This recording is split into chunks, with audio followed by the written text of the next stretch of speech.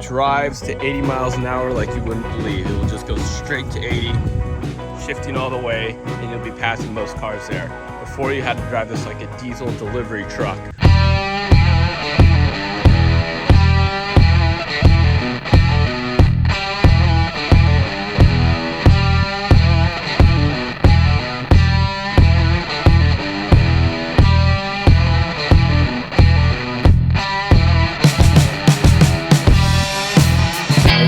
Welcome to Motos, Arcades, and Coffee, a channel focused on all things arcades, pinballs, coffee, and motorcycles.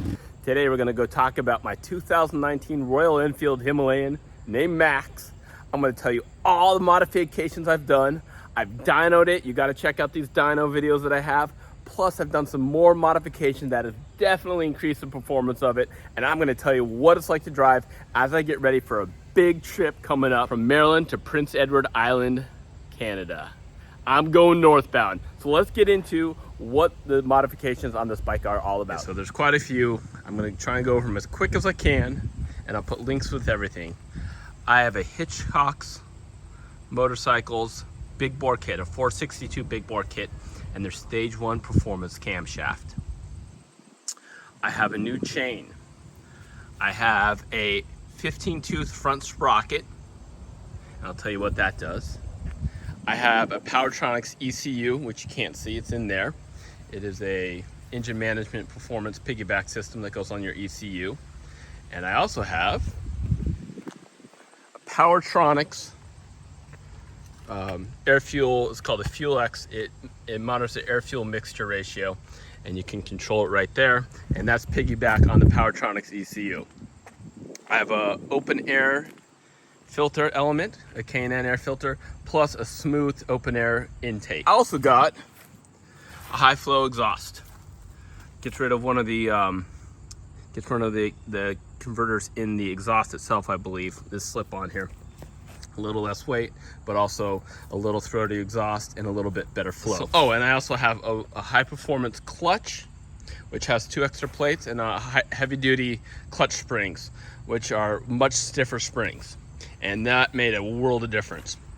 I will tell you what I have dynoed this bike at and what I think the horsepower is at right now. So I dynoed the bike with the big bore kit and cam and the performance ECU and the smooth airflow and the open air element.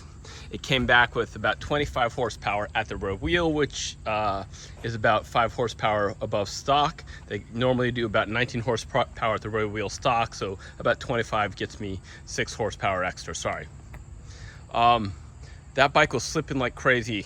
The clutch was just slipping. This bike has 11,000 miles on it, and when that bike was getting dyno, it was just slipping and not having the best clutch performance. So the heavy duty clutch and the heavy duty clutch springs prevents the bike from slipping. All right, so with the exhaust, with the Powertronics FuelX air fuel mixture, that made an amazing difference, and I'll tell you about that too. And the heavy duty clutch spring and clutch, I'm guessing about 34 horsepower, about 4 extra horsepower from when I did my original dyno. And that's at the crank. So that will give me about 10 extra horsepower, what I've been looking for. With these modifications, the bike starts amazing. There's no issue starting the motorcycle. And it has a nice throaty rumble to it.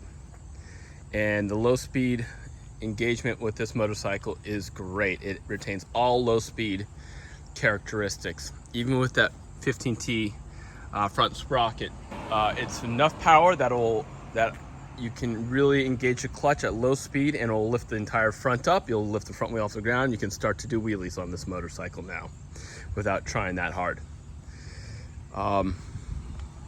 But what you really gain with this power is if you do any high RPM cruising, about 4,500 RPM to about almost 7,000 RPM, this bike really wants to rip and scream out of there.